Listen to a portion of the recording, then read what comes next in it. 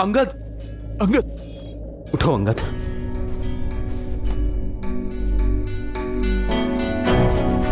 अंगद, तुम ठीक हो ना?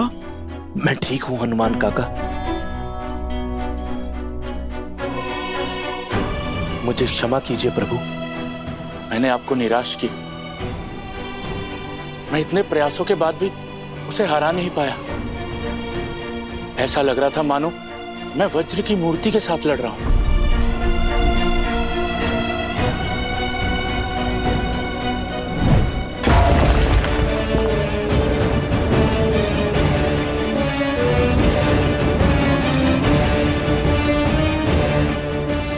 वो सच में वज्र का ही बना है प्रभु? नहीं अंगद, वो हमारे ही भांति हार्ड मास से बना है। हमें केवल उसके वज्र कवच को तोड़ने का मार्ग खोजना होगा। आप उचित कह रहे हैं प्रभु। अथाह बल के साथ तनिक निर्बलता भी आती है। बस हमें उसी का पता लगाना है। यदि वज्र सा शरीर उसका बल है, तो प्रभु श्री राम की भक्ति मेरी शक्ति है। प्रभु, आप मुझे आज्ञा दीजिए। उसका और उसके अहंकार का अंत आपका ये सेवक करेगा। नहीं हनुमान, जिसने युद्ध का आरंभ किया है, अंत भी वही करेगा। जाओ अंगद। अंगद हमारा सेनापति है। हमारी सेना ने उसे गिरते हुए देखा है, और युद्ध में जब सेनापति गिरता है तो सेना का मनोबल गिरता है। अब अंगद का विजय होना अति आवश्यक है, ताकि सेना अपना उत्साह ना खोए। सेना का विश्वास, उनकी आस अब तुम हो अंगद। किष्किंधा के भावी महाराजा हो तो अपने सेना के विश्वास को और सुदृढ़ करो। जिसे यह संसार अजय मानता है, उसे हराओ। हम पर मंडराती मृत्यु का काल बनो। भैया का कथन सर्वथा उचित है अंगद।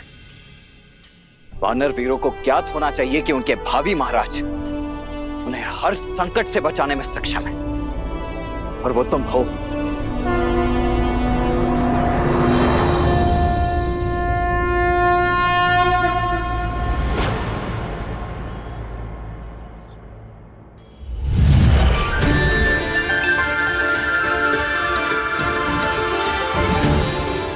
यदि वो दुष्ट वज्र का बना है, तो ये तलवार वज्र का काट है। महर्षि अगस्त्य की कृपा से मिला है मुझे, और अब इस तलवार को मैं तुम्हें सौंपता हूं अंगद। श्री रामचंद्र कृपालु भजु मन हरण भव भय दारुणम्। श्री राम, राम राम, श्री राम। स्मरण रहे अंगद, जो श्वास ले सकता है उसका अंत भी हो सकता है। विजय भव।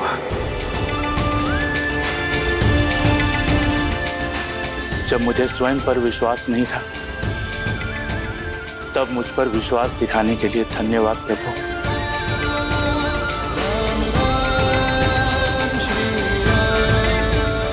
अब ना तो मैं आपका विश्वास झुकने दूंगा, और ना किसी वानर का शीश कटने दूंगा। हर हर महादेव।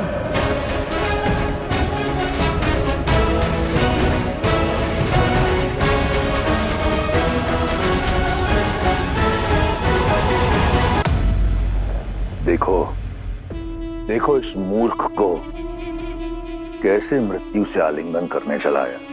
विश्वास नहीं हो रहा। ये वही है ना जिसका पग भी नहीं हिला पाया था कोई?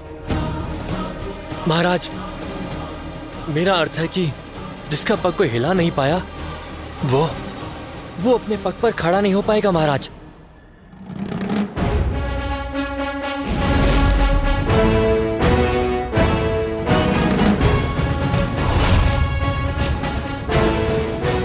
फिर लौट आए? अभी भी प्राण शेष है तुम्हारे वानर? आओ इन्हें भी हर लेता हूँ। हारूंगा तो मैं तुम्हारे प्राण दुष्ट। ओ, जो वानर मेरे समीप तक ना आ सका, वो करेगा मेरे वज्र शरीर का संहार।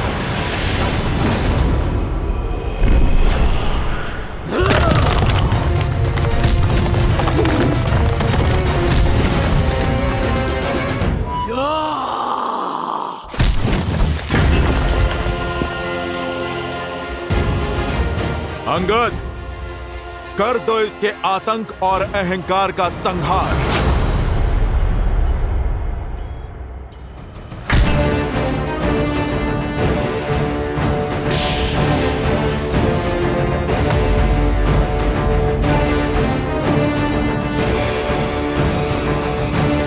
इसे तो युवराज इंद्रजीत भी हिला नहीं पाए थे।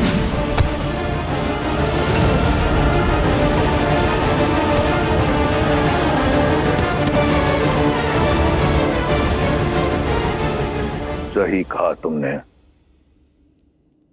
ये वही अंगद है जिसे मार मार कर मेरे इंद्रजीत ने मृत्यु के द्वार तक पहुंचा दिया था। आज एक बार फिर ये अपने पैरों पर खड़ा नहीं हो पाएगा।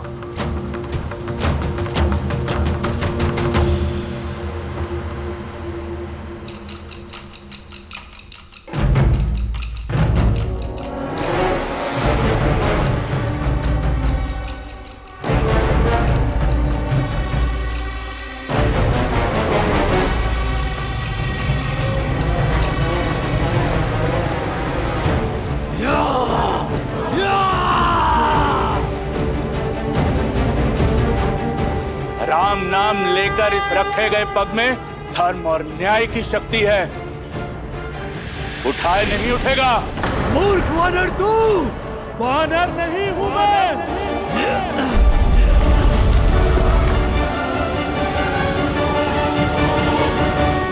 विष्णु रूपी भगवान प्रभु श्री राम का सैनिक हूं मैं।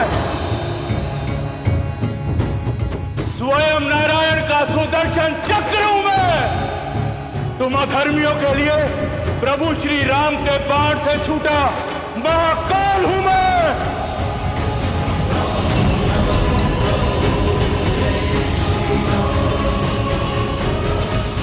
वज्र का इस युद्ध में कुछ समय और टिके रहना अति आवश्यक है। यदि वो गिरा तो इन वानरों का टूटा हुआ उत्साह एक बार फिर जुट जाएगा।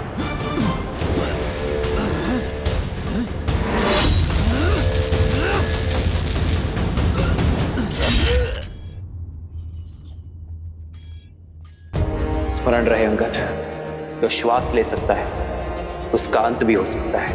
अथाह बल के साथ तनिक निर्बलता भी आती है। बस हमें उसी का पता लगाना है।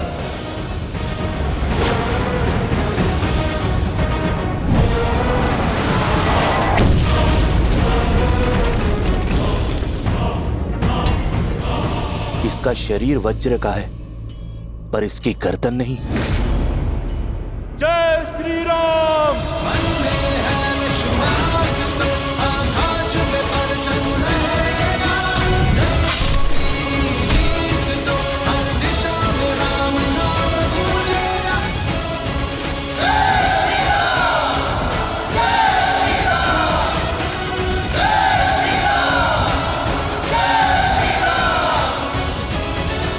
जय श्री राम। जय श्री राम। प्रहस्त, कहां तक पहुंचा वो आधे से अधिक मार्ग तक पहुंच चुके होंगे।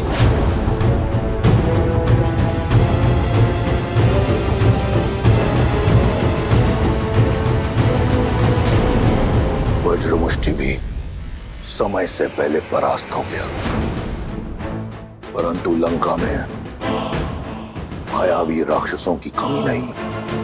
कंपन का युद्ध भूमि में उतरने का समय आ गया है।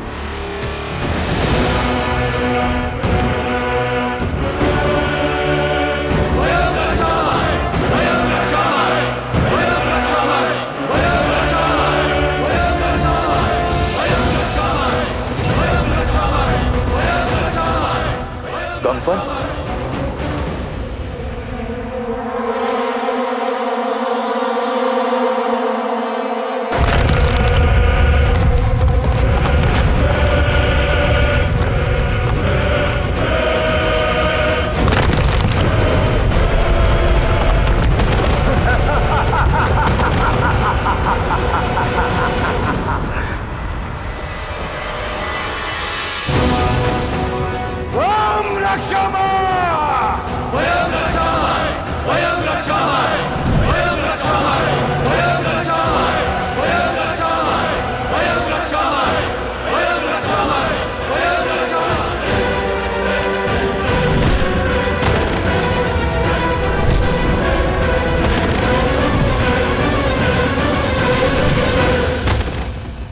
हनुमान,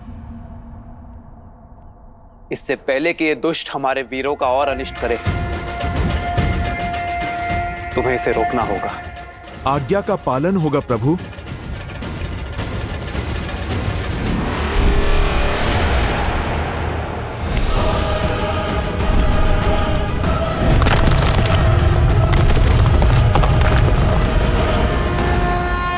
जय श्री राम।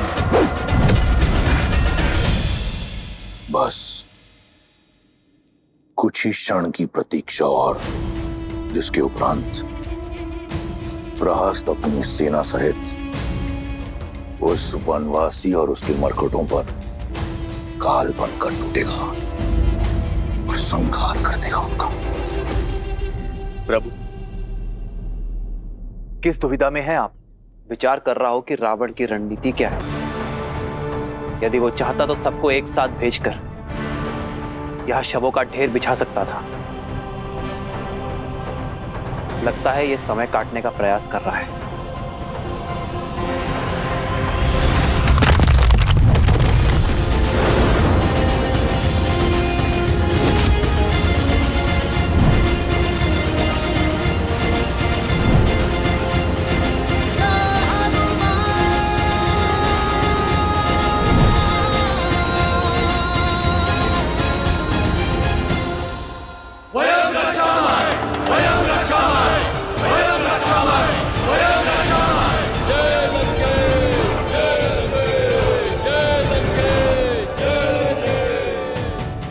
युद्ध भूमि लंकेश की जय जयकार से गूंज रही है और तुम यहाँ मुस्कुरा रही हो।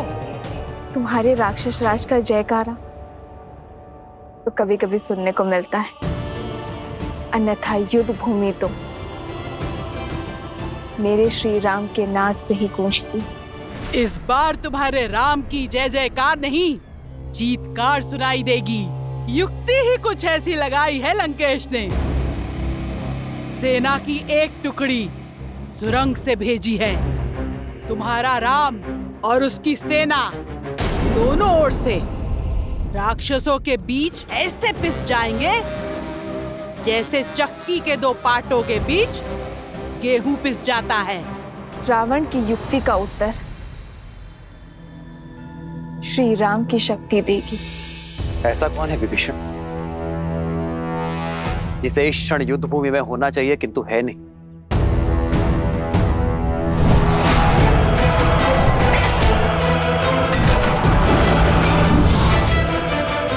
प्रहस्त दशानन का रणनीतिकार। प्रभु, बहुत दिनों से युद्ध भूमि में दिख नहीं रहा है वो। इतना भी घायल नहीं था कि उसे विश्राम करना पड़े। रावण का रणनीतिकार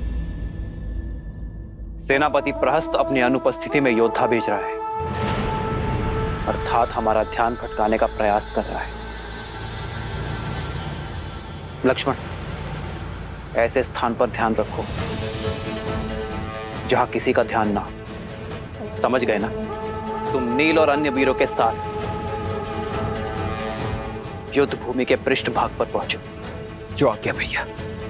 ये युद्ध है, महायुद्ध है, राम शांत रावण क्रुद्ध है। शेर, आओ मेरे साथ। प्रतीत होता है राम को हमारी युक्ति की भनक लग गई है। ये कार्य अवश्य उस कायर विश्वासघाती विभीषण का है, अन्यथा ये नर और उसके मूर्ख वानर रावण की रणनीति कभी भेद नहीं पाते। रास को सूचित करो।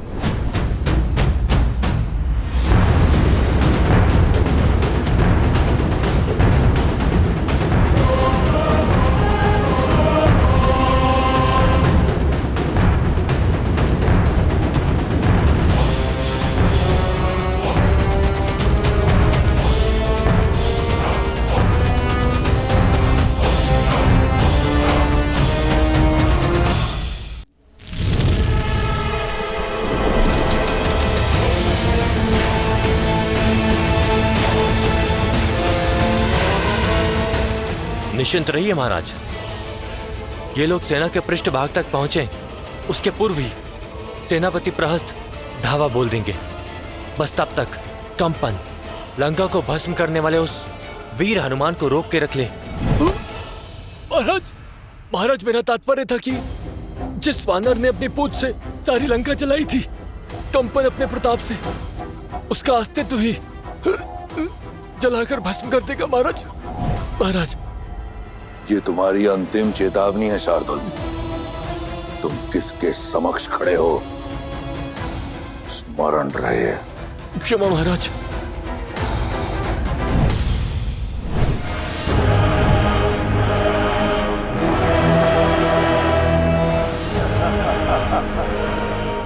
इस प्रकार क्या देख रहे हो वानर? मुझे ऐसा प्रतीत होता है कि इस प्रकार की गदा तुमने अपने जीवन में प्रथम बार देखी है। ऐसी तो ना जाने कितनी गदाएं चकनाचूर की है इन हाथों ने। मैं तो ये सोच के अचंभित हूँ, कहीं तुम इससे स्वयं को ना मार लो। ये खिलौना नहीं है, तुम इसे संभाल के चलाना।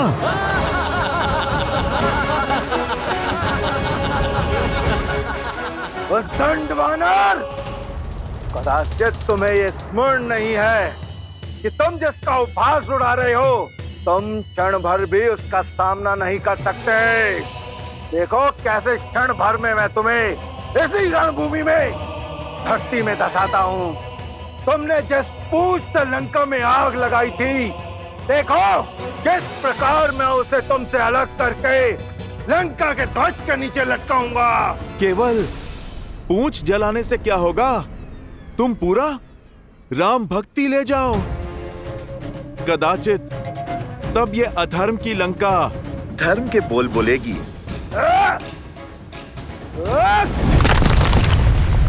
जय श्री राम।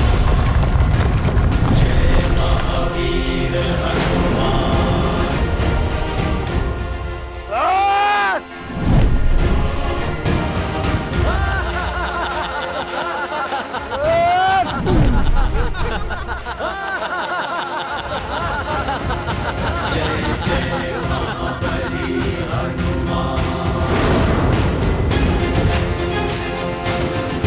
कंपन, इस बार ये भूमि नहीं, तुम्हारा विश्वास कांपा है। धूर्त वानर, लगता है तू इस प्रकार नहीं मानेगा।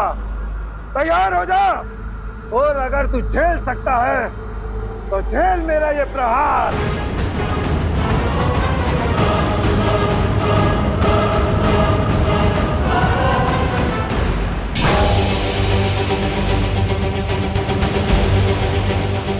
कंपन, थोड़ा और बल लगाओ।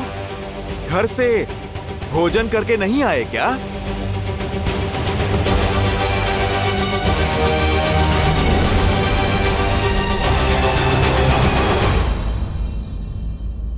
बहुत हुआ तुम्हारा खेल, मेरी आवश्यकता और कहीं है।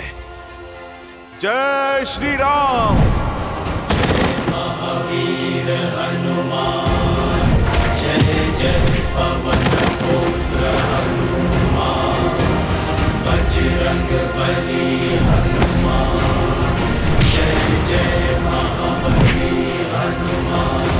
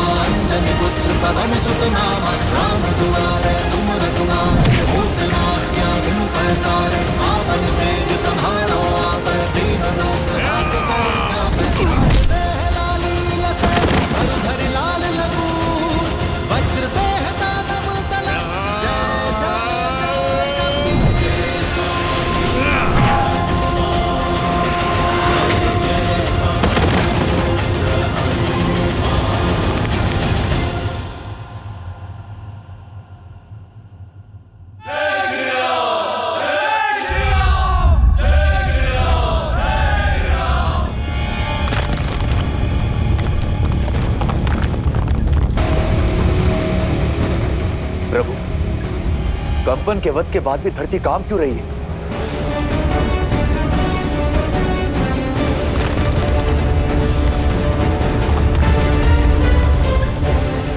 लक्ष्मण और नील शिविर के अंत तक पहुंच गए होंगे, कदाचित किसी पाश में ना फंस रहे हों।